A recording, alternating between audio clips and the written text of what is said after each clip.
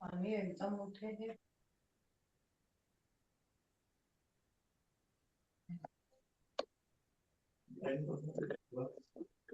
बाहर हवा अच्छा चला। बाहर हवा अच्छा चला थोड़ा। पानी गरजा थे, बंद होगी तो इससे लगा।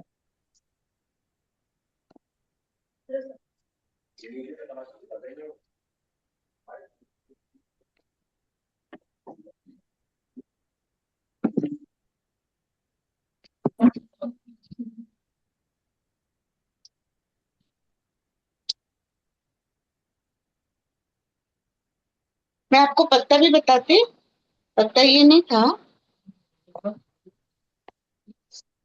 ए,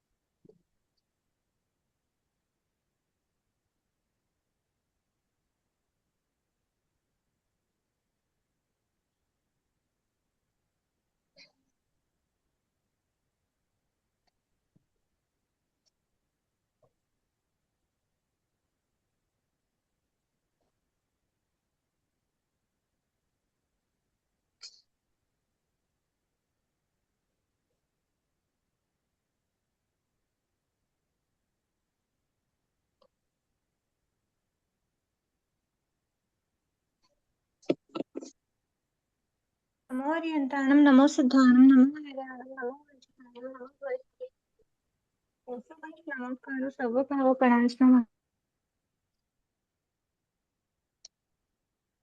भगवान, आप श्री जी ज्ञान के महासागर हैं।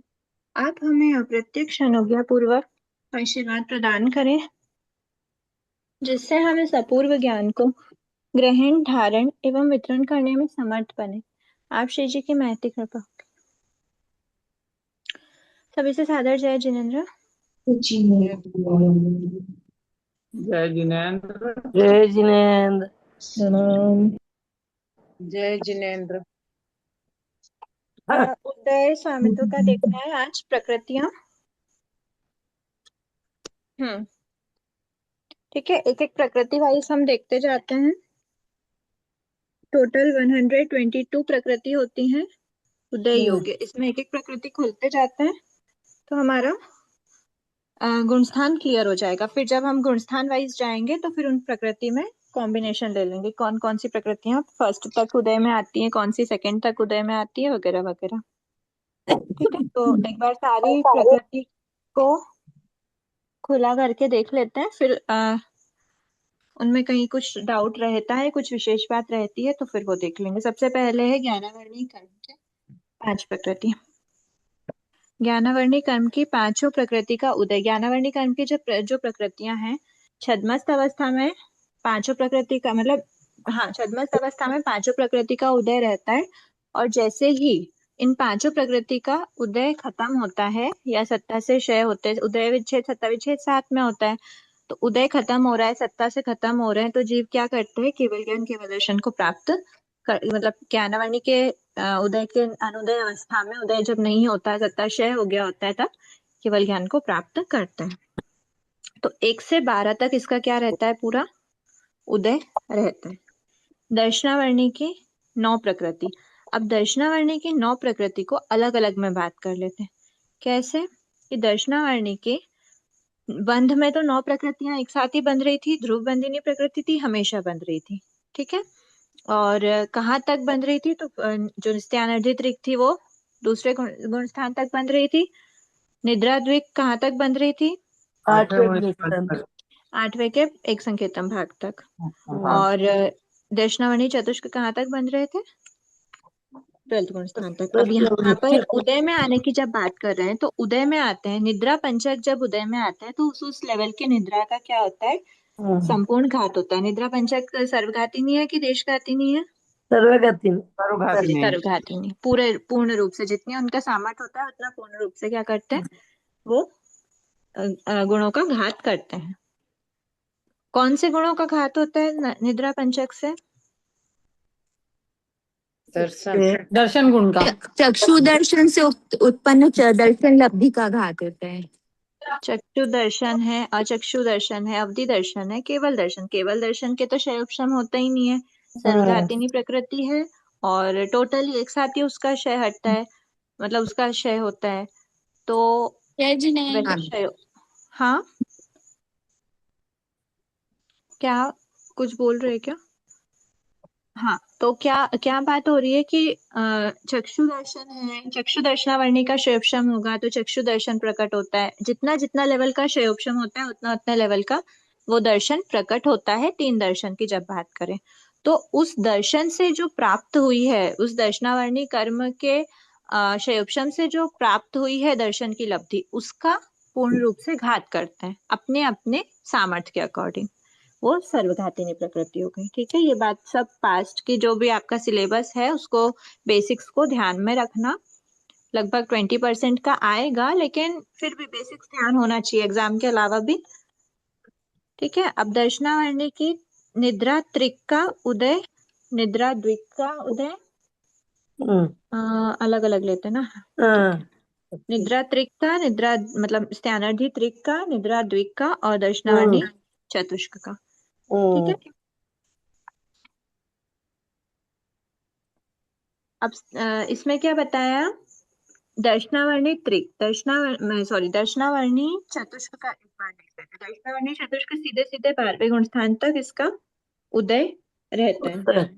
ठीक है, अब जो निद्रा द्विक है, निद्रा द्विक के उदय में क्या होता है, उपशम श्रेणी का आरोहण भी कर संभव सकता है। तो 1 से 11 तक इसका उदय हो सकता है, किसकी अपेक्षा, उपशम श्रेणी की उपशम श्रेणी की अपेक्षा। ठीक है, अब जो स्त्यानर्धी त्रिक है, स्त्यानर्धी त्रिक इतनी हाई लेवल की निद्रा होती है कि ये जो प्रमत्त परिणाम है उसी में ये हाई लेवल की निद्रा का उदय हो सकता है, इसीलिए 1 से 6 में ही इसका उदय रहता है। ठीक है, अब ज्ञानावरणी दर्शनावरणी वेदनी कर्म, वेदनी कर्म में असातवेदनी और असातवेदनी 2 तरह की हैं। जो असातवेदनी, हमने बंधने में क्या बात करी थी कि असातवेदनी का बंध प्रमत्त परिणामों में होता है, तो बंधने में हमने उसको 1 से 6 लिया था और सातवेदनी का 1 से 13 लिया था। लेकिन जब हम वेदनी कर्म की उदय की बात करते हैं तो वेदनी कर्म मतलब असातवेदनी का उदय हो चाहे सातवेदनी का उदय हो, जीव के मोक्ष जाने के जस्ट एक समय पहले तक भी क्या रह सकता है, इनका उदय हो सकता है, चाहे वो सातवेदनी का उदय हो चाहे असातवेदनी का उदय। तो वेदनी कर्म की दोनों ही प्रकृति का उदय कहाँ तक होता है, 14 तक।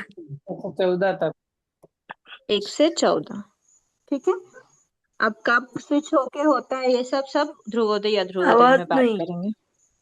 ज्ञानावरणी दर्शनावरणी वेदनी। अब मोहनी की आवाज बात नहीं आ करें। रही। आवाज क्लियर है क्या, हाँ क्लियर है। हाँ क्लियर है। मोहनी कर्म की बात करेंगे तो मोहनी कर्म में हमारे पास क्या है, उदय की बात करें। ठीक है, ध्यान रखना है, उदय की बात करेंगे तो हमारे पास 3 प्रकृति तो इसकी हो गई, दर्शन मोहनी की। दर्शन मोहनी की, और 25 हो गई चारित्र मोहनी की। 25 में भी 16 कषाय और 9 नो कषाय। ठीक है, अब 3 प्रकृति में तीनों उदय में तो तीनों ही आती है, मिथ्यात्व वेदनी का भी उदय होता है, सम्यक मिथ्यात्व का भी उदय होता है और सम्यक वेदनी का भी उदय होता है। मिथ्यात्व वेदनी, सम्यक वेदनी और सम्यक मिथ्यात्व वेदनी। इसका उदय सिर्फ 3rd में होता है, इसका उदय सिर्फ 1st में होता है। ठीक है, और सम्यक वेदनी का उदय क्योंकि 2nd है और 4 से 14 ये गुणस्थान हमारे पास अब बचे। मोहनी कर्म का मूल मतलब मूल कर्म की अपेक्षा उदय रहता है 10 तक। उसमें भी 10वें में क्या होता है, संज्वलन का उदय, सूक्ष्म संज्वलन लोभ का उदय होता है। ठीक है। और उसके अलावा फिर ठीक है, सम्यक्त्व वेदनी की बात हो रही ना। हाँ, सम्यक वेदनी में क्या होता है, श्रेणियां आरोहण भी नहीं होता, सम्यक वेदनी के उदय के रहते हैं। ठीक है। तो अभी 2, 4 से 7, लेकिन दूसरा गुणस्थान ऐसा है जिसमें सम्यक वेदनी का उदय नहीं होता। क्यों? क्योंकि जो सम्यक वेदनी का उदय है उससे प्राप्त सम्यक तो क्या कहलाता है, शायोक्षमिक। क्षयोपशमिक सम्यक तो कहला, शायोपशमिक, क्षयोपशम तो होता है, शायोपशमिक होता है।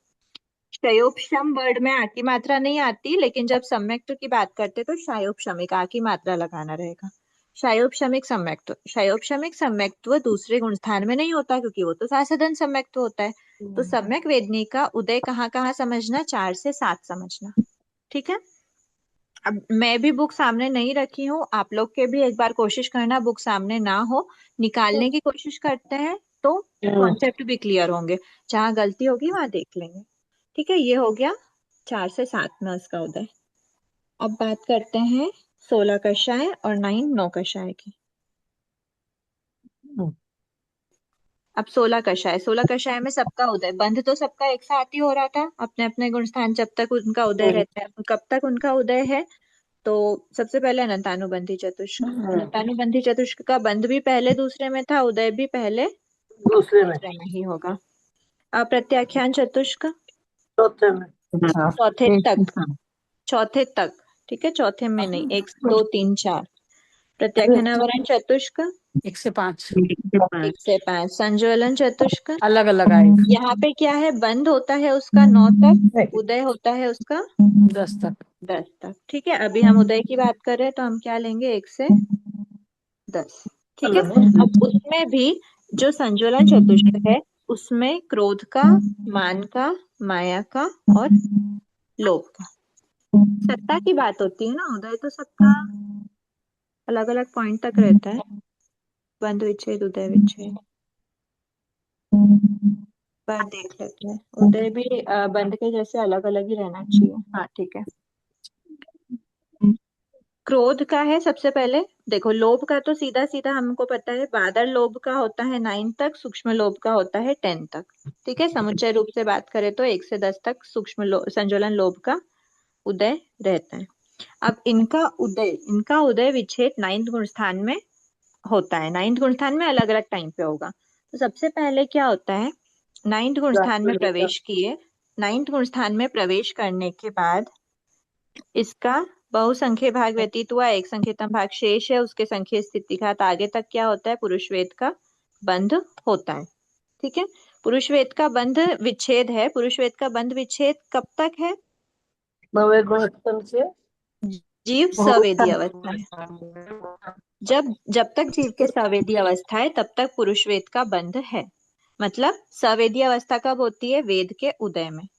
3 में से किसी भी वेद का जब उदय होता है तब तक क्या रहता है, पुरुष वेद का बंध होता है। ठीक है, तो पुरुष वेद का बंध होने के वापस से इसको थोड़ा और एक्सटेंड कर लेते हैं। संख्य स्थिति घात पश्चात संज्वलन क्रोध का क्या होगा, बंध विच्छेद उदय विच्छेद। फिर मान का क्या होगा, बंध विच्छेद उदय विच्छेद। फिर माया का बंध विच्छेद उदय विच्छेद। और उसके अंतर मोड पश्चात तक लोभ का, ओनली लोभ का उदय होता है, लेकिन 9th गुण स्थान के लास्ट में उसका उदय विच्छेद नहीं होता। सिर्फ बादर का ही क्या होता है, उदय विच्छेद होता है। लोभ, सूक्ष्म लोभ का समुच्चय रूप से देखें तो पूरा एंडिंग में जाके 10th गुण स्थान में उसका उदय विच्छेद होता है। प्लीज म्यूट कीजिए। ठीक है, तो क्रोध में क्या लेना, वही बात हो जाएगी, पुरुष वेद के बंध विच्छेद के थैंक यू बेटा, बहुत बढ़िया। आगे तक। प्लीज म्यूट कीजिए। संजुलन क्रोध के लिए क्या बोलेंगे, संजुलन क्रोध होगा हाँ, तीनों वेद पूरा का एक साथ कुछ, तीनों वेद का होएगा ना यहाँ उदय विच्छेद। अभी वेद की बात नहीं कर रहे, अभी हम हाँ मतलब उदय विच्छेद तो तीनों वेद का होता है। जब हाँ, पुरुष वेद। पुरुष वेद का बंध विच्छेद, क्योंकि नपुंसक वेद का बंध विच्छेद हमने फर्स्ट में कर दिया, स्त्री वेद का बंध विच्छेद सेकंड में कर दिया, तो वेद में किसका बंध हो रहा है? सिर्फ पुरुष वेद का ही बंध हो रहा है। तो जब तक वेद का उदय है तब तक वेद का बंध भी होना है, तो वेद का बंध होता है सिर्फ पुरुष वेद का, लेकिन उदय किसी का भी हो सकता है। स्त्री वेदी जीव, नपुंसक वेदी जीव सब मोक्ष को प्राप्त कर सकते हैं। तो तीनों वेद का उदय है, उस पॉइंट तक पुरुष वेद का बंध है। क्या है वो पॉइंट? नवे गुण स्थान का बहुसंख्य भाग व्यतीत, एक संख्यतम भाग शेष, उसके संख्य स्थिति घात पश्चात। ये इस पॉइंट पे पुरुष वेद का क्या हो रहा है? बंध विच्छेद हो रहा है। उसके संख्य स्थिति बंध विच्छेद और तीनों वेद का उदय विच्छेद, तीनों में से जो भी वेद है उसका उदय विच्छेद और पुरुष वेद का बंध विच्छेद। उसके संख्य स्थिति घात आगे क्रोध का बंध विच्छेद उदय विच्छेद हो रहा है। उसके संख्य स्थिति घात आगे मान का बंध विच्छेद उदय विच्छेद। उसके संख्य स्थिति घात आगे माया का बंध विच्छेद उदय विच्छेद। ये ध्यान में रखेंगे। आगे तक संज्वलन लोभ का बंध विच्छेद होता है, लेकिन बादर संज्वलन लोभ का उदय विच्छेद होता है। और 10th गुण स्थान के लास्ट समय पे संज्वलन लोभ का बंध विच्छेद उदय विच्छेद होगा। हो गई ये बात क्लियर? अब यहाँ पे क्या लिखना रहेगा? क्रोध के लिए 1 से 8 तक पूरा है और नवे गुण स्थान में पुरुष वेद के बंध विच्छेद के संख्य स्थिति घात आगे। यहाँ पे क्रोध के संख्य स्थिति घात आगे, मान के संख्य स्थिति घात आगे तक।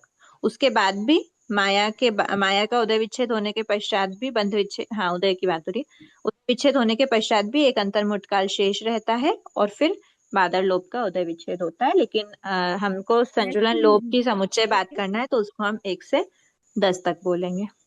ठीक है? जय जिनेन्द्र हाँ जी, जय जिनेन्द्र। ये जो क्रम है क्रोध मान वालों की क्रम से ही मतलब उदय और मतलब विच्छेद होगा बंध विच्छेद कि होता है, हाँ। अलग अलग हो सकता है? नहीं, बंध विच्छेद उदय विच्छेद और सत्ता विच्छेद भी इनका क्रम से ही होता है। मतलब क्रम से ही होंगे ना, क्रोध मान माया लोग ऐसा ही? मान माया लोग क्रम से। हाँ जय जी, हाँ थैंक यू। ये हुआ,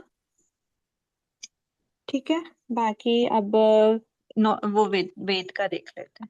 तो ये वेद में हमने 3 वेद की बात करी, तीनों वेद का हमने क्या पॉइंट बता दिया? 1 से 8 तक तो रहेंगे और 9th गुण स्थान में क्या होगा? बहुसंख्य भाग व्यतीत हो, एक संख्यतम भाग शेष रहे, उसके संख्य स्थिति घात आगे तक। ठीक है, ये पॉइंट हो गया। ये वाला पॉइंट, इस पॉइंट की बात कर रहे हैं। इस पॉइंट तक जब तक पुरुष वेद का क्या रहता है? बंध विच्छेद। उस वाले पॉइंट तक क्या रहता है? उदय विच्छेद होता है तीनों का। तो इसमें ऐसा नहीं बोलेंगे हम पुरुष वेद का बंध विच्छेद वगैरह वगैरह, हम बस इतना ही बोल देंगे कि ये बहुसंख्य भाग व्यतीत हुआ, एक संख्यतम भाग शेष था, उसके संख्य स्थिति का आगे तक तीनों वेद का उदय रहता है। ठीक है। अब इसमें भी बात ऐसी होती है कि जो भी जीव है, स्त्री वेदी जीव है, पुरुष वेदी जीव है, नपुंसक वेदी जीव है, मान लेते हैं कि ये, इसको थोड़ा सा जूम करके देख लेते हैं। क्या बता रहे हैं? यहाँ से लेकर यहाँ तक का पॉइंट है अपने पास, ये अपने क्रोध का विच्छेद वाला पॉइंट है, उसके संख्या स्थिति घात वाली बात हुई है।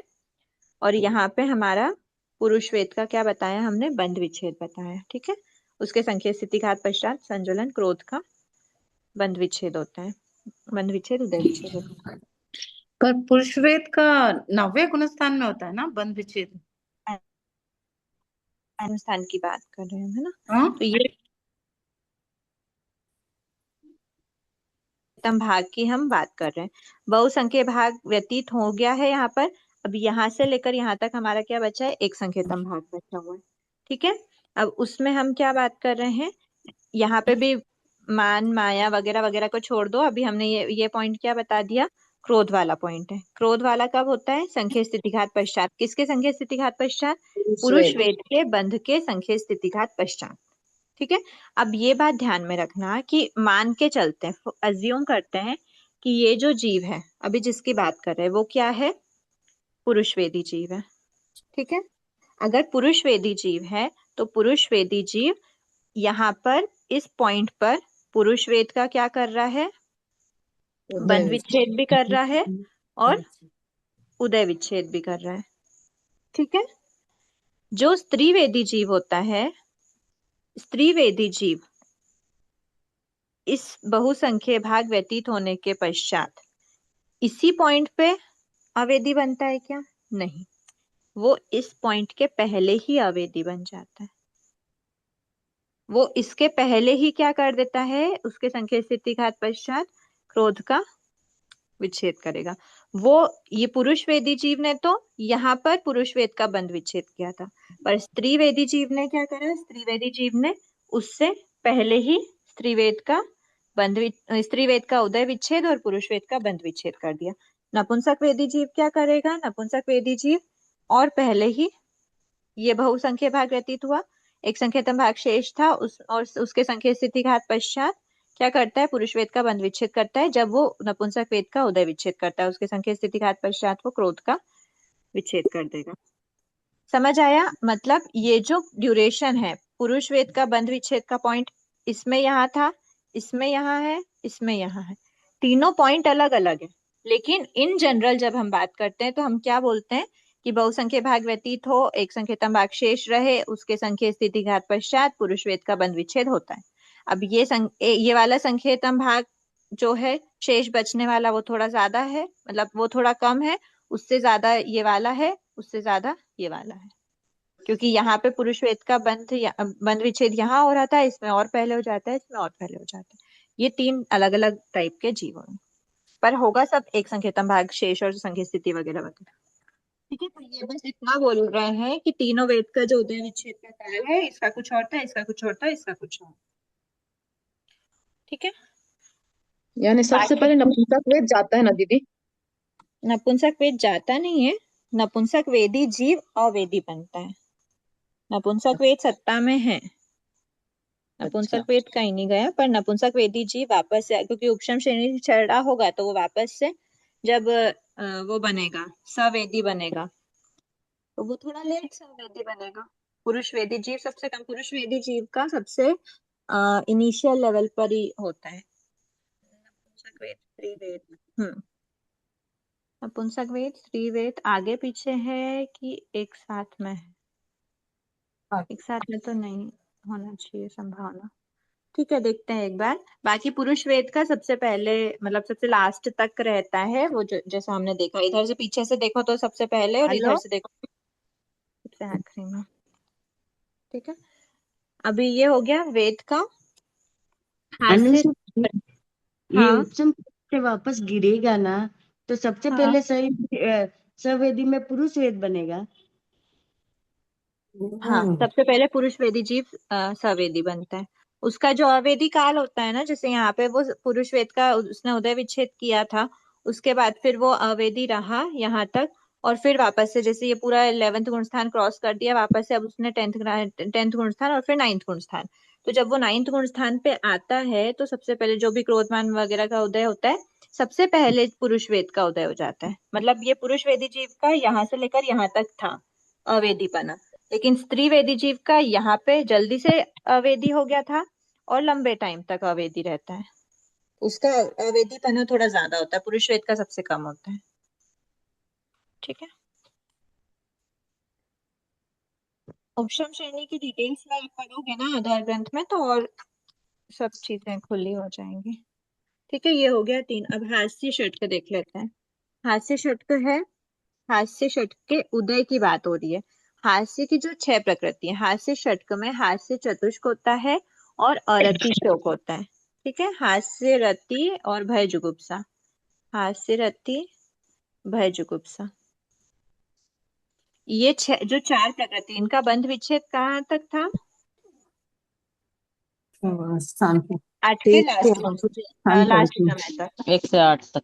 ठीक है, और अरति शोक का बंध विच्छेद था 1 से 6 तक। लेकिन जब उदय की बात करते हैं तो 6 ही प्रकृति का 8वें गुण स्थान तक उदय रह सकता है। उसके आगे ऐसे परिणाम नहीं होते कि हास्य रति, शोक रति और भय जुगुप्सा का उदय हो, लेकिन 8वें गुण स्थान तक, मतलब भय जुगुप्सा, भय मतलब डरता हुआ व्यक्ति, जिसके भय का उदय है, ऐसा डरता हुआ व्यक्ति भी क्या कर सकता है? उपशम श्रेणी का आरोहण कर सकता है, शपथ श्रेणी का आरोहण कर सकता है। भय का उदय बताया है 8वें गुण स्थान तक, 9वें में नहीं होगा फिर। ठीक है, 8वें के अंतिम समय तक होगा। ही प्रकृति का उदय रहते हो सकता है। अब ऐसा जरूरी नहीं है कि वो प्रत्यक्ष सामने दिखे, हो सकता है कोई व्यक्ति मतलब उसके भयभीत ना हो लेकिन भय मोनिकर्ण का उदय हो सकता है लाइट वेटेड उदय हो, लाइट इंटेंसिटी वाला उदय हो, अनुभाव कम हो, पर उदय जरूर होगा। मतलब हो सकता है उदय, क्योंकि वैसे भी ध्रुव बंधिनी होती है पर भय जुगुप्सा वो नहीं होती, ध्रुवोदया नहीं होती ना। कभी हो सकता है कभी नहीं हो सकता, हमेशा व्यक्ति डरता हुआ नहीं रहता, हमेशा घृणा के भाव नहीं रहते। ठीक है, ये हो गई हास्य षटक की। तो जो हास्य षटक है उसका क्या बताया, 1 से 8 पूरा बताया। देख पूर्वी। ठीक है, ये हुआ। अभी मौनिकम की बात कर ली, ज्ञानावर्णी, दर्शनावर्णी, वेदनी, मौनिक, आयुष्य की बात करते हैं। आयुष्य कर्म के उदय की बात चलती है, ठीक है, एकदम सिंपल है। आयुष्य कर्म में प्लीज म्यूट कीजिए। नरक गति, नरक आयु, तिर्यंच आयु, मनुष्य आयु, देव आयु। ठीक है, अब आयु का जब तक उदय है मतलब ऐसी अवस्था में जीव है। नरक गति का जीव कितने गुण स्थानों में हो सकता है? 1 से 4। 1 से 4। तिर्यंच गति का जीव कौन कौन से गुण स्थान में हो सकता है? 1 से 5। मनुष्य का 1 से 14। 14। पूरे 14 गुण स्थान तक आयुष्य का उदय अंतिम समय तक रहेगा। मोक्ष जाने के जस्ट एक समय पहले तक मनुष्य आयु का उदय रहता है। देव गति का जीव कहाँ तक रहता है? 104 बस जो उस गति का जीव है उस गति के उसके आयुष्य का क्या है, उदय है। ठीक है, अब देखते हैं आयुष्य होने, आयुष्य नाम कर्म, गोत्र कर्म और अंतराय कर्म देख लेते हैं। नाम कर्म का नंबर बेचारा सबसे आखिरी में आता है हर बार। हो गया आयुष्य। अब गोत्र कर्म,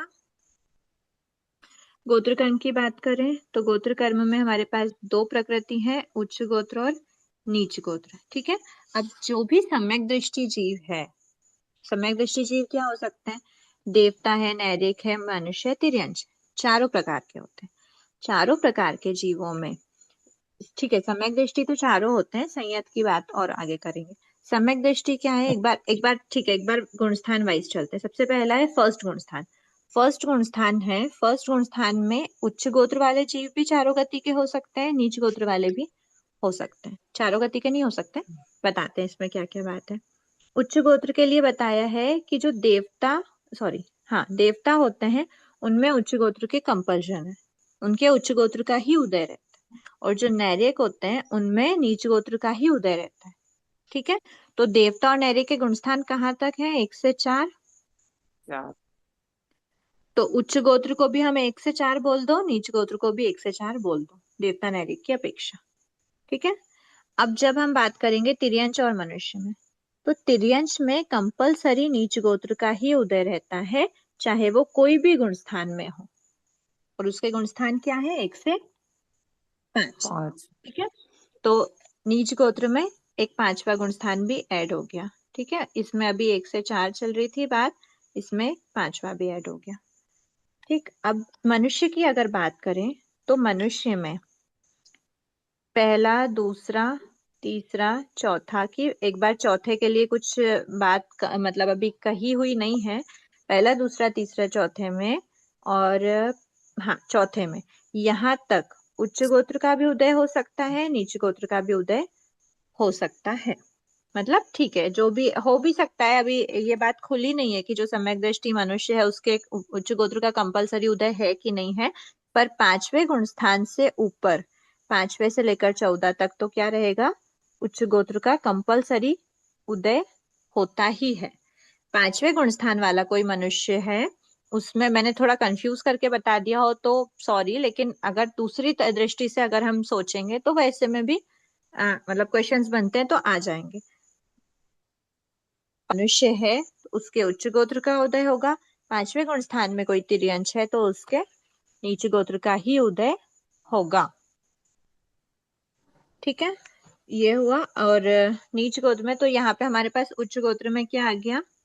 5 से 14 भी आ गया। ठीक है, तो उच्च गोत्र के लिए कलेक्टिवली कितना हो गया? 1 से 14 गुण स्थान, और नीच गोत्र के लिए 1 से 5 गुण स्थान। ये हो गया उदय की बात। अब अंतराय कर्म है, अंतराय कर्म का उदय कब तक होता है?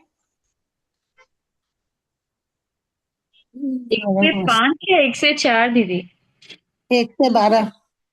नीच गोत्र में 5 तक आना चाहिए, क्योंकि तिर्यंश में हमेशा नीच गोत्र का ही उदय रहता है, चाहे वो श्रावक भी क्यों ना हो। त्रियंश के हिसाब से 5 तक है ना। तिर्यंश के हिसाब से तिर्यंश के 5 हिसाब से 5। और मनुष्य के हिसाब से 4। मतलब 4 तो क्या, 5 एंड अब 4 तक तो कुछ कंपल्शन कह नहीं सकते, उच्च गोत्र नीच गोत्र क्या है, लेकिन 5 से ऊपर तो कंपलसरी उच्च गोत्र का ही उदय रहता है मनुष्य में। और 5वें गुण स्थान में जो हम बोल रहे हैं नीच गोत्र, वो तिर्यंश की अपेक्षा है। नैर्यक की अपेक्षा ले सकते हैं क्या नीच गोत्र 5वें गुण स्थान में? मेरे 5वें गुण स्थान में रहते हैं। नहीं, नारगी का 4 ही होता है, गुण स्थान 1 से 4 ही। नैर्यक नैरिक जी में वो 4 तो ही कोई आएगा। स्वीकार नहीं कर सकता। ठीक है, अंतराय कर्म का क्या आंसर रहा? अंतराय कर्म का उदय आवाज 1 से 12। 1 से 12। 1 से 12 की तरफ मावली 12। तक, 1 से 12। तरफ मावली तक। अंतराय की 5 अंतराय की 5 प्रकृति 1 से 12 गुण स्थान तक उसका उदय रहता है। 12वें गुण स्थान के लास्ट समय उसका उदय विच्छेद का समय है। ठीक है, हो गया। अब नामकरण देख लेते हैं एक बार। नामकरण सबसे पहले गति नामकरण। 4 ऑप्शन हमारे पास, नरक गति, तिर्यंश गति, मनुष्य गति, देव गति। ठीक है, नरक गति का उदय कहाँ तक होगा? 1 से 4, 1 से 4। तिर्यंश गति का 5 उदय, से 5। 5, मनुष्य गति का उदय, 1 से 14। 1 से 14। देव गति का उदय। 1 से 4। 1 से 4। ठीक है, सबको आ रहा है ना, रीजंस पता है ना, जैसे आयुष्य का देखा वैसे ही। हाँ हाँ। ठीक है, जाति पे बात कर लेते हैं हम। जाति होती है एकेंद्रीय, विकलेंद्रीय और पंचेंद्रीय, इस तरह से देख लेते हैं। ठीक है, द्विंद्रीय, तीन्द्रीय, चतुरिंद्रीय, इसमें वैसे जाति विकलेंद्रीय होती नहीं है, नहीं तो 3 जाति हो जाती। जाति में होता है द्विंद्रीय, त्रिंद्रीय और चतुरिंद्रीय, ये 3। तो एकेंद्रीय और ये। ठीक है, अभी हमको किसकी बात करना है? कर्म ग्रंथ के अकॉर्डिंग बताना है। कर्म ग्रंथ के अकॉर्डिंग एकेंद्रीय जाति का उदय कहाँ तक होगा? पहले गुण स्थान, दूसरे गुण स्थान। पहले गुणस्थान, कर्म पहले कर्म गुणस्थान पर, के अकॉर्डिंग पहले गुण पहले गुणस्थान। रहेगा पर्याप्त अवस्था तक। अपर्याप्त अवस्था बोला ना, पर्याप्त बोला। अपर्याप्त, अपर्याप्त अवस्था। अपर्याप्त अवस्था तक।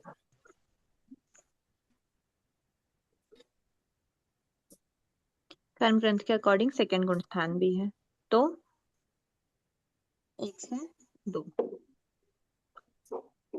और आगम के अकॉर्डिंग पूछे तो पहले गुण स्थान तक। उसमें एक ही गुण पहले में रहेगा, साधारण नहीं होता पहले उसमें। में एकेंद्रीय जाति का उदय बोलेंगे। ठीक है, अब ये जो दूसरा है, ये एकेंद्रीय में कहाँ तक है? तो हमने बताया शरीर पर्याप्ति से पूर्व तक।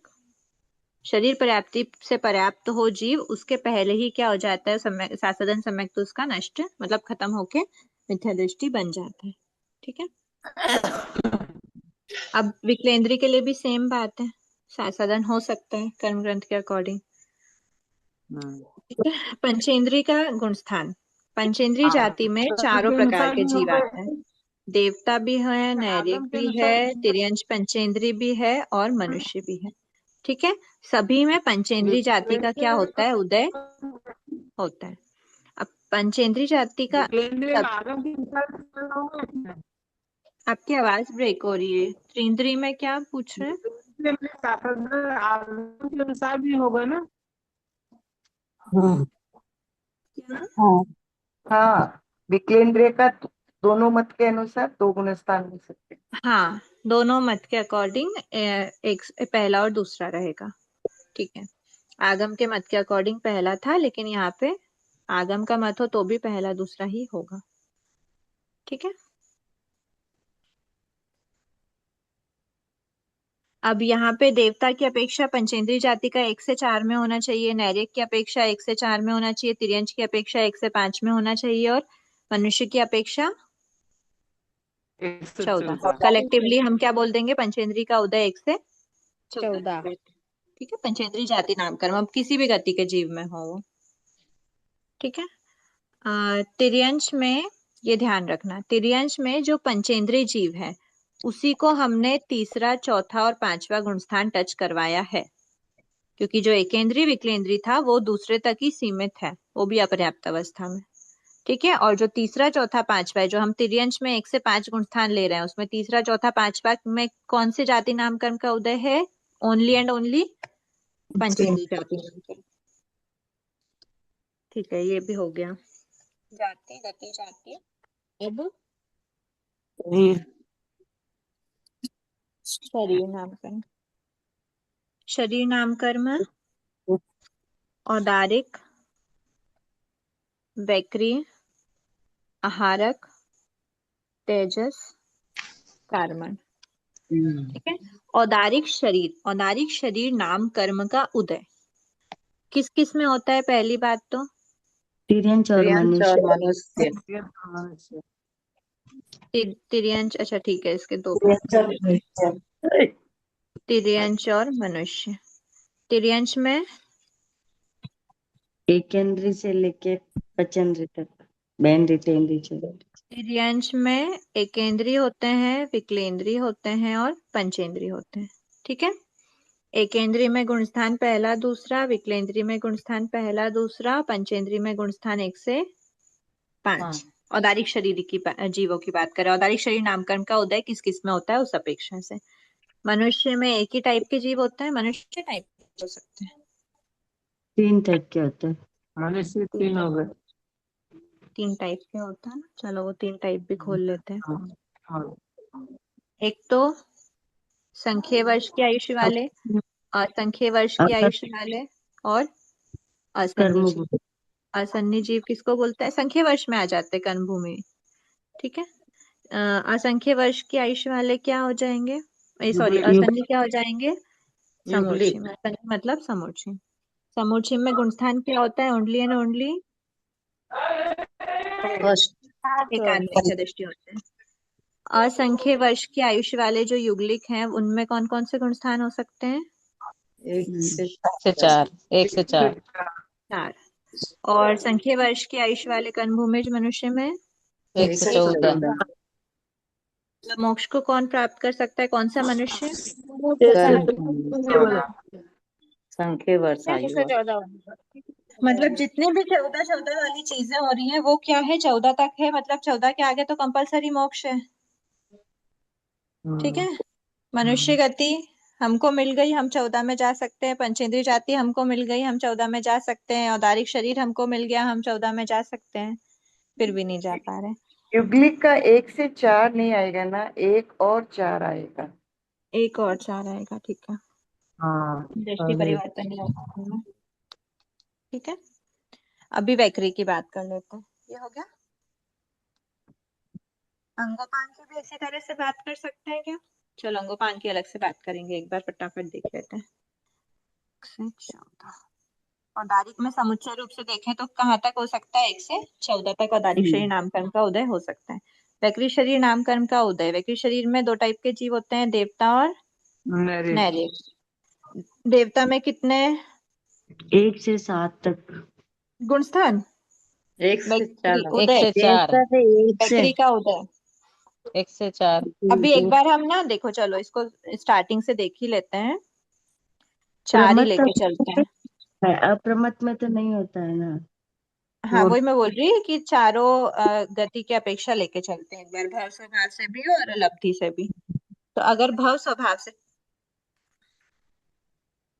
एक तो हो गया भाव स्वभाव से, एक हो गया लब्धि से।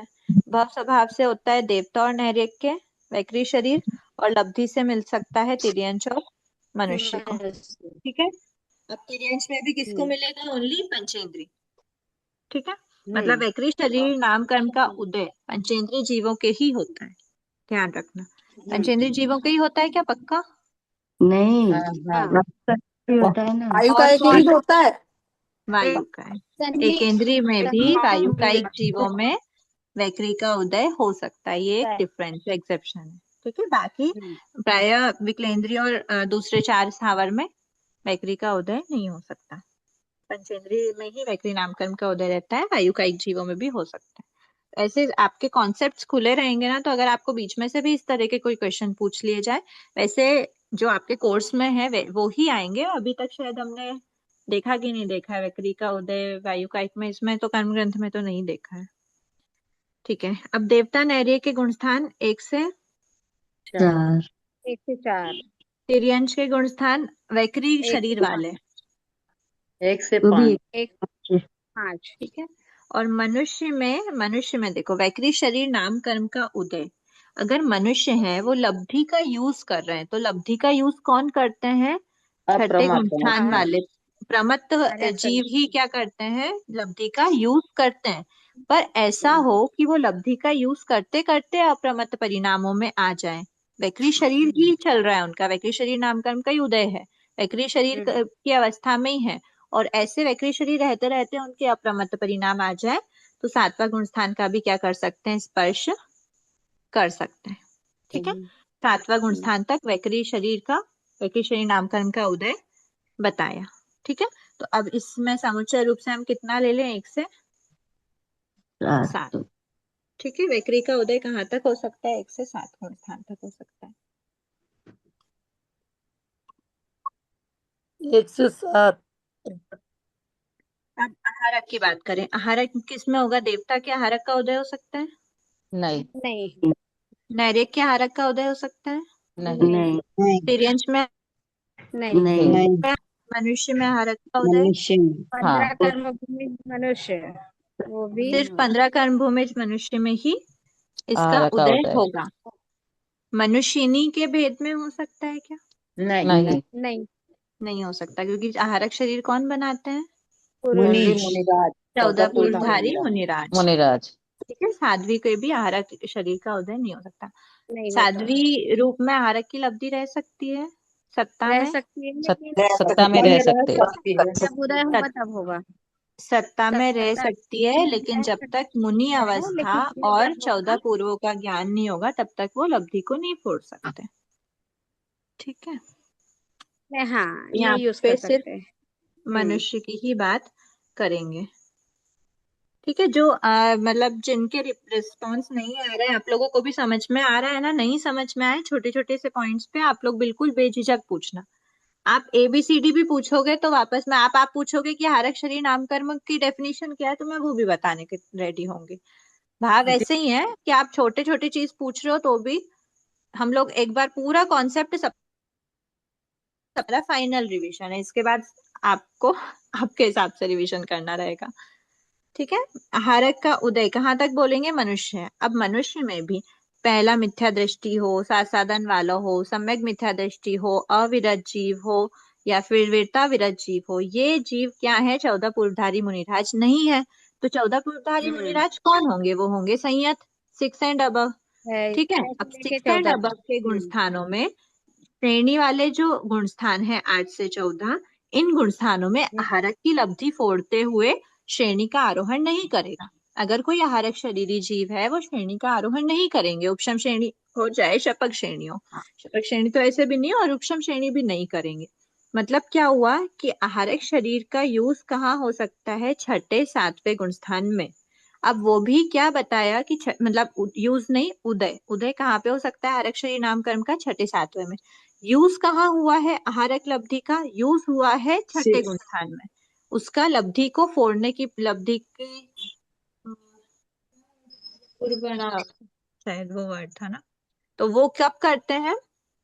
6ठे गुण स्थान में करते हैं। उसका उपयोग सिंपल भाषा में बोले तो उस लब्धि का उपयोग कब करते हैं? 6ठे गुण स्थान में। कोई भी साधक, सिर्फ आहारक की वैक्री की बात नहीं होती, कोई भी साधक किसी भी लब्धि का यूज कर रहा होता है, कोई भी लब्धि उसके पास हो, वो साधक अगर लब्धि का यूज कर रहा है मतलब वो प्रमत्त परिणामों में है। ठीक है, तो प्रमत्त परिणामों में लब्धि का यूज होता है। वैसे प्रमत्त परिणाम रहते, मतलब वैसे वैक्री शरीर रहते हुए, आहारक शरीर रहते हुए अप्रमत्त परिणाम आ जाए तो 7वां गुण स्थान का स्पर्श हो सकता है। इस अपेक्षा से आहारक का गुण स्थान क्या हो गया? 6ठा 7वां। तो 7वें गुण तेजस स्थान में आते ही लब्धि रुक जाती है क्या? रुकती नहीं है, वो अप्रमत्त परिणामों में रह सकते हैं, 7वें गुण स्थान में वापस 6ठे में आ जाएंगे। ओके। वहां पर लब्धि कंप्लीट कर लें, वहीं पे 7 में आगे कंटिन्यू करें, या फिर 7 से हारक शरीर रहते हुए वापस 6 में आ जाए, कुछ भी हो सकता है। ओके। ठीक है। आयुष्य कर्म के लिए बोलते हैं कि एक संख्यातम भाग तक ही आयुष्य बंध सकता है, उससे आगे नहीं बन सकता, और इसमें तो 7वां गुणस्थान पूरा ही मानते हैं ना। अनुश्री जी काल भी नहीं करते हैं ना इसमें, क्या? आप शरीर बनाते हुए? हारक शरीर बनाते हुए संभावना काल नहीं करते। सुना तो नहीं है ऐसा कभी कि काल कर सकते हैं, ऐसा कभी सुना नहीं है। ठीक है, मैं क्वेश्चन नोट करके रखती हूँ, कंफर्म करके बताती हूँ। आप लोग ध्यान दिला देना मेरे को नेक्स्ट क्लास में पूछने का, जो भी क्वेश्चन बता रहते रहे हैं। कि काल कर सकते हैं। क्या? आहारक लब्धि वाले, आहारक लब्धि जिस समय फोड़े हुए हैं उस समय काल कर सकते हैं। कंचन ऐसे जी बता रहे थे ऐसा। आंटी बता रहे थे। आप वापस कंफर्म कर। हाँ, आप वापस कंफर्म, अभी लघु दंड का चल रहा है ना। तो फिर हो सकता, हो भी सकता है, मतलब मेरा कभी सुना हुआ था नहीं। आंटी बता रहे फिर तो मतलब 99 से ऊपर % समझ लो कि हाँ होगा, काल कर सकते होंगे फिर। ठीक है, बाकी और बैटरी एक बार वाला भी कंफर्म काल कर कर लेना। सकता है, आहारक वाला भी काल कर सकता है, आहारक लब्धि में बैटरी वाला ऐसा भी कर बताया थे सकता आंटी है। जी। बैटरी वाला भी। हाँ, ऐसा ठीक है, बताया। बैटरी लब्धि हो, आहारक लब्धि हो, उसमें काल कर सकते हैं। ठीक है, फिर जाएंगे तो देवलोक में ही, क्योंकि वो 6ठे 7वें से काल कर रहे हैं, है ना। और बैकरी के 7वें को इसे भी गुण स्थान से काल कर सकते हैं। हाँ जी, सकता है बैक्टीरिया में उसका शरीर भी नहीं मिलेगा, कहते हैं कि पुद्गल उड़ जाते हैं उसके। हाँ, बैकरी शरीर तो पुद्गल उड़ जाते हैं, औदारिक शरीर तो रहेगा। औदारिक हाँ, शरीर, नहीं मिलेगा, कहते हैं वो भी नहीं मिलेगा। अच्छा ठीक है।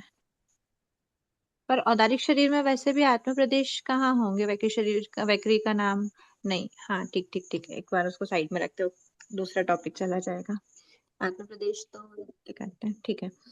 तेजस कार्बन, तेजस कार्बन का उदय, तेजस कार्बन क्या है? तेजस शरीर, कार्बन शरीर का उदय, चाहे जीव विग्रह गति में हो, कहीं भी हो, तेजस शरीर कार्बन शरीर का उदय तो हमेशा रहता है। कब तक रहता है? Till the 1 and. से अच्छा, 14। यहाँ पर हमने 14 की बात कर ली, लेकिन यहाँ एक बात है, हमको 14 तक लेना नहीं है।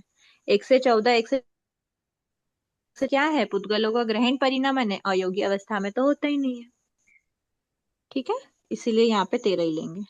शरीर नाम कर्म में पुद्गलों का ग्रहण परिणमन है, पुद्गल विपाकिनी प्रकृति है, योग के अभाव में पुद्गलों का ग्रहण परिणमन नहीं होता, इसीलिए 13वें गुण स्थान तक ही औदारिक शरीर और तेजस कार्बन शरीर का उदय रहता है।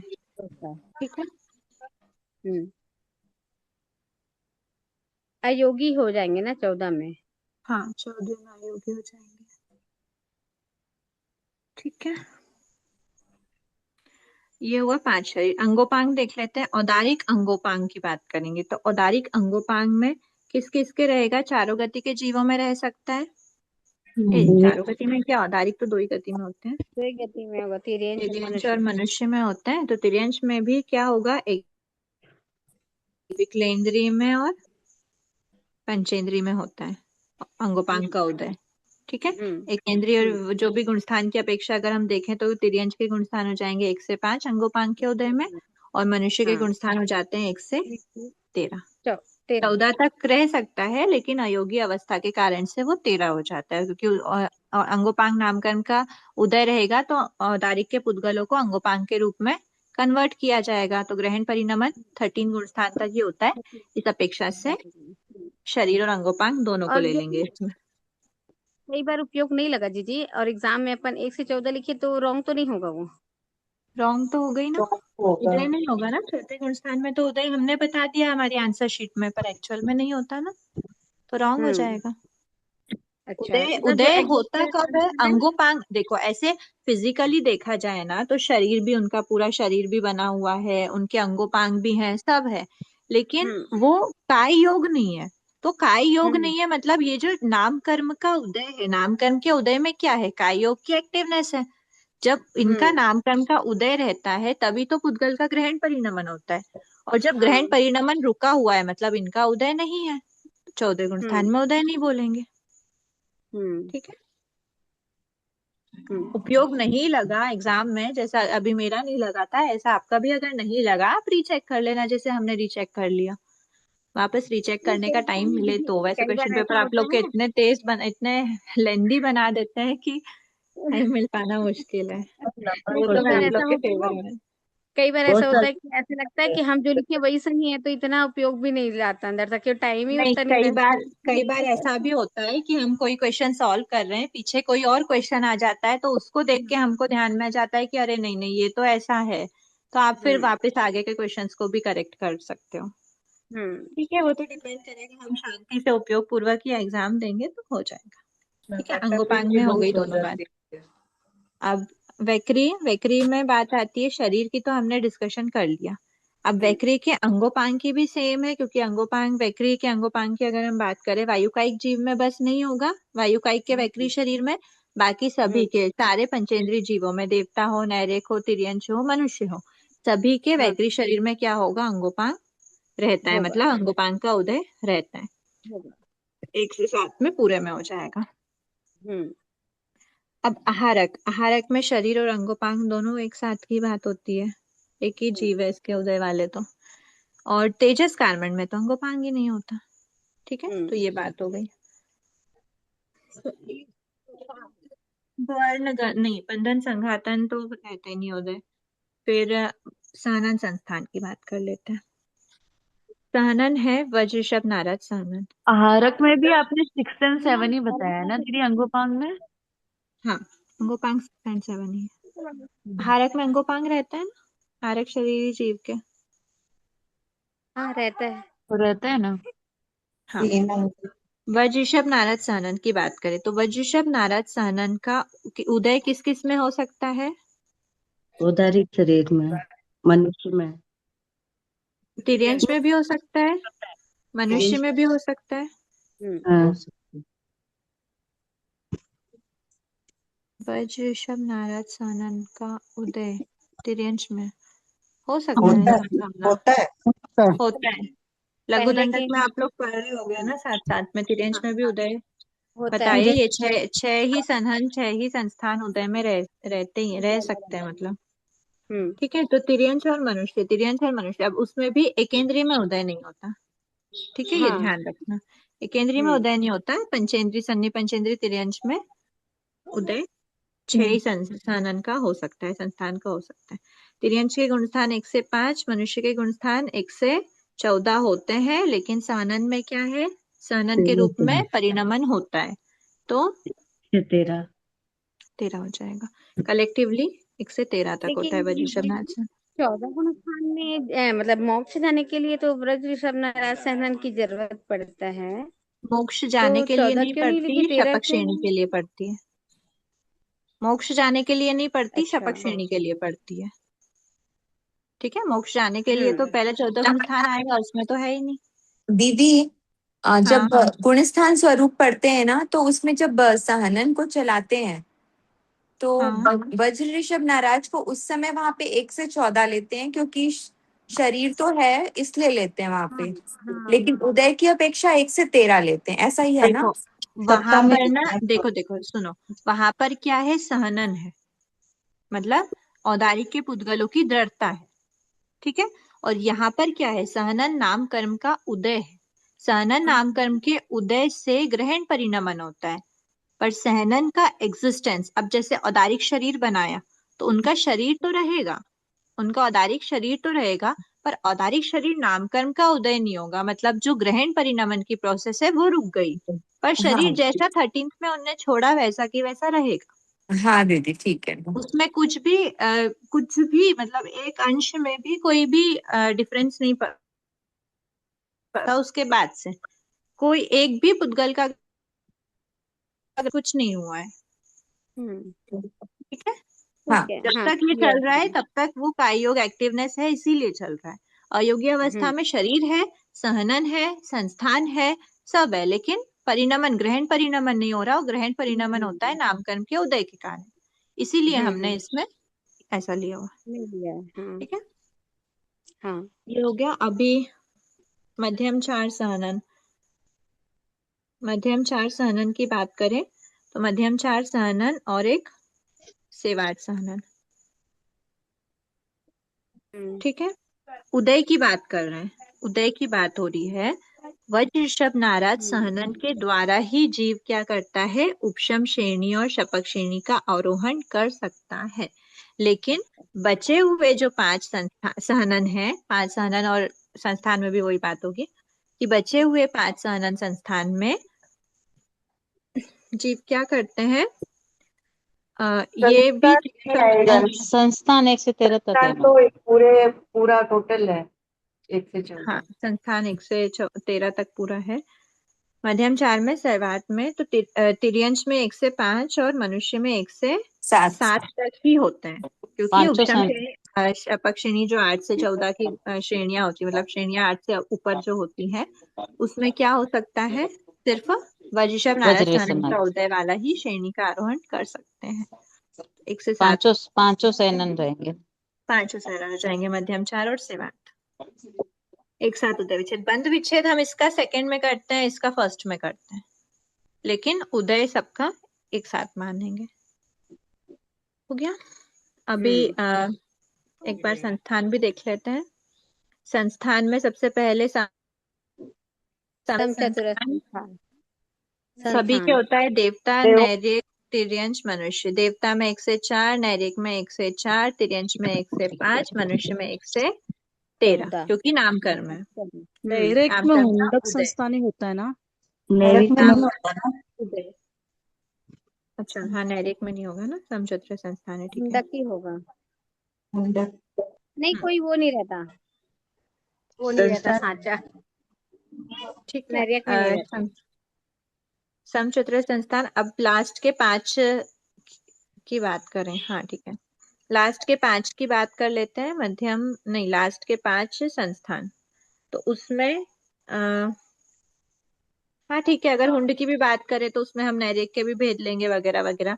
भेद का डिफरेंस आएगा, उदय में डिफरेंस नहीं है। 1 से 13 पूरा हो सकता है, क्योंकि उपशम श्रेणी हो चाहे शपक श्रेणी हो, कैसे भी संस्थान में, संस्थान मतलब सिर्फ शरीर का आकार है, तो कैसा भी शरीर का आकार हो, श्रेणी के आरोहण के लिए शरीर के पुद्गलों की मजबूती चाहिए, पर शरीर का आकार कुछ भी हो, वो श्रेणी का आरोहण कर सकते हैं। तो 1 से 13 में समचत्र संस्थान, मतलब कलेक्टिवली 6 ही संस्थान को हम 1 से 13 में ले लेंगे। ठीक है, वर्ण गंध रस स्पर्श भी 1 से 13 हो जाएगा पूरा। ठीक है, बहुत एकदम सिंपल सी प्रकृतियां हैं, किसी से कोई लेना देना नहीं है उनको। बंध हो, उदय हो, दीर्णा हो, सब में एक साथ चलती हैं और सिंपल तरीके से चलती हैं। ठीक है, 1 से 13। फिर वर्ण गंध रस स्पर्श आनुपूर्वी और विहायोगति। ठीक है, तो विहायोगति की बात करें, चाहे प्रशस्त हो चाहे अप्रशस्त हो, कैसे भी चाल ढाल हो, केवली अवस्था को भी ऐसी चाल ढाल से प्राप्त किया जा सकता है। मतलब पूरा 1 से 13 में क्या हो जाएंगी, दोनों विहायोगति, दोनों विहायोगति का उदय केवली भगवान के भी हो सकता है, प्रशस्त हो चाहे अप्रशस्त हो। तीर्थंकर भगवान में सिर्फ प्रशस्त विहायोगति होगी, लेकिन केवली, अन्य केवली, सामान्य केवली में अप्रशस्त विहायोगति का भी उदय हो सकता है। उसके बाद फिर आनुपूर्वी का अगर देखें तो जैसे हमने गति में तो क्या लिया हुआ था, गति में हमने इस अकॉर्डिंग ले लिया, लेकिन आनुपूर्वी, आनुपूर्वी होती है कहाँ कहाँ पे, ओनली एंड ओनली पहला दूसरा चौथा विग्रह गति में। विग्रह गति के गुणस्थान क्या क्या है, विग्रह गति के गुणस्थान पहला दूसरा चौथा। अब पहला दूसरा और चौथा गुणस्थान में से ही हमको क्या देखना है, आनुपूर्वी को देखना है, क्योंकि आनुपूर्वी का उदय सिर्फ विग्रह गति में होता है। अब जो देवता है, देव आनुपूर्वी, अगर देव के भव में जा रहे, देव गति की ओर जा रहे, देवानुपूर्वी का अगर उदय हो गया विग्रह गति में, तो क्या होगा, पहला गुणस्थान वाला भी देव अवस्था वाली हो सकती है अपर्याप्त अवस्था में, दूसरा वाली भी सदन सम्यक दृष्टि जीव भी काल करके देव बन सकता है, और अविरत सम्यक दृष्टि जीव भी, मतलब अपर्याप्त अवस्था अविरत सम्यक दृष्टि की हो सकती है। तो देव में, देवानुपूर्वी में सभी हो जाएंगे, मनुष्य अनुपूर्वी में भी सब। तो 1 से 4 ही लिखेंगे ना, 1 से 4 1 नहीं से लिख 4 ही सकते ना, लिखे ना? 1 से हाँ 4 तो नहीं लिख सकते, शासन में थर्ड गुण क्या स्थान हो थोड़ी है। जाएगा? अच्छा, मतलब इसको सिंगल लिखना पड़ेगा 1 2 4 ऐसा। 1 to 4 ही लिखना पड़ेगा। थर्ड गुण स्थान तो विग्रह गति का होता ही नहीं है। थर्ड गुण स्थान में तो आयुष्य पूर्ण होने के बाद थर्ड गुण स्थान में अन्य भाव में नहीं जाते ना। थर्ड गुण स्थान में दूसरा आयुष्य वाला पूर्ण ही तो नहीं होती। पहले गुण स्थान में जाएगा ना। काल नहीं करता ना वो। दूसरा गुण दूसरे में स्थान, दूसरा गुण स्थान से पहले में जाता है। अभी हम अनुपूर्वी की बात कर रहे हैं, हम उसके गति की बात नहीं कर रहे। गुण स्थान की गति कुछ भी हो, सेकंड गुण स्थान में रहता हुआ जीव अगर मतलब सेकंड गुण स्थान में रहता हुआ जीव ने काल किया और देवगति में जा रहा है, उसके देवानुपूर्वी का उदय है विग्रह गति में, तो सेकंड गुण स्थान हो ही सकता है, अनुपूर्वी का उदय हो सकता है। फिर तिर्यंश है, तो तिर्यंश में भी यही बात है। लेकिन जब नरक की बात करते हैं तो फर्स्ट मतलब मिथ्या दृष्टि, अपर्याप्त अवस्था का मिथ्या दृष्टि नरक गति का हो सकता है, नरक अनुपूर्वी का उदय हो सकता है, या फिर सम्यक दृष्टि फोर्थ गुण स्थान वाला हो सकता है।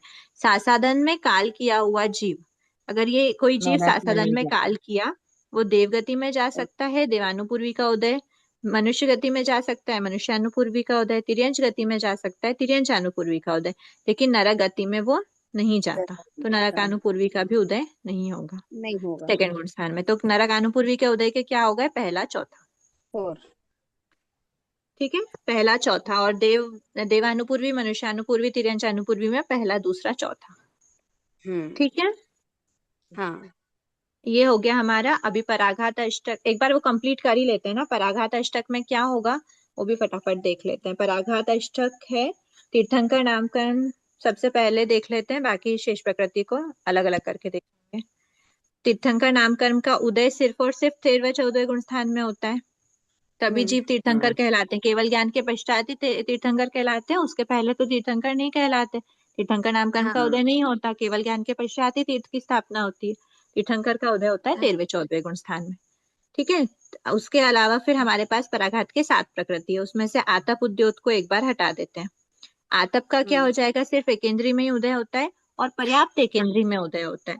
आतप का उदय जब स्टार्ट होता है उसके पहले पहले जीव क्या कर देता है, मिथ्या दृष्टि बन जाता है, सिर्फ और सिर्फ फर्स्ट गुण स्थान। सासादन गुण स्थान नहीं होता, सासादन गुण स्थान शरीर पर्याप्ति के पहले ही खत्म हो जाता है और आतप का उदय शरीर पर्याप्ति के बाद स्टार्ट होता है। ये लाइन आप लिख लेना, या तो बुक में लिखी होगी तो अंडरलाइन कर लेना। आतप का उदय पर्याप्त अवस्था में, पर्याप्त अवस्था में हो ऐसी बात नहीं है, शरीर पर्याप्ति से पर्याप्त अवस्था में होगा। ठीक है, लब्धि पर्याप्त वालों के ही होता है, पर शरीर पर्याप्ति से पर्याप्त अवस्था के बाद आतप का उदय हो जाता है। उद्योत की भी बात करें तो उद्योत का उदय चारों गति के जीवों में होता है, देव गति में होता है, नरक गति में नहीं होता, 3 गति में होता है। देव गति में, तिर्यंश गति में, मनुष्य गति में। ठीक है, तो देव गति में होगा तो 1 से 4 गुण स्थान में उद्योत का उदय हो सकता है, तिर्यंश गति में होगा तो 1 से 5 में हो सकता है, मनुष्य गति में होगा तो सिर्फ 6ठे 7वें में हो सकता है। क्यों, क्योंकि सिर्फ संयत मनुष्य के ही क्या होता है, उद्योत का उदय होता है। ठीक है, इसलिए दीदी एक बार उद्योत वाला थोड़ा सा डिटेल में बताइए ना। हाँ ठीक है, एक बार उद्योत वाला डिटेल में देख लेंगे हम। ठीक है, और ठीक है, एक बार उद्योत को साइड में रखते हैं, फिर पराघात एक बार पूरा ही ले लेंगे ना, अभी टाइम भी हो रहा है, मेरी नेक्स्ट क्लास स्टार्ट हो जाएगी। पराघात अष्टक का, त्रस स्थावर दशक का, जैसा भी होगा हम लोग देखते हैं एक साथ में। ठीक है, अहो आचार्य भगवान, अहो उपाध्याय भगवान, आपकी कृपा से जो ज्ञान हमने सीखा है, यह ज्ञान हमारे भीतर विनय की अभिवृद्धि करे, सहनशीलता का विकास करे, सरलता को बढ़ाए, हम निष्प्रिय बने, अनासक्त बने, यत्नशील बने, पांचों इंद्रियों पर विजय प्राप्त करें और शीघ्र ही परम वितरागता को प्राप्त करें। हमसे हुई अभिनय साधना के लिए क्षमा करें। क्षमा याचना। जय थैंक जय। यू। रचना बहुत बहुत साधुवाद दीदी आपको। धन्यवाद।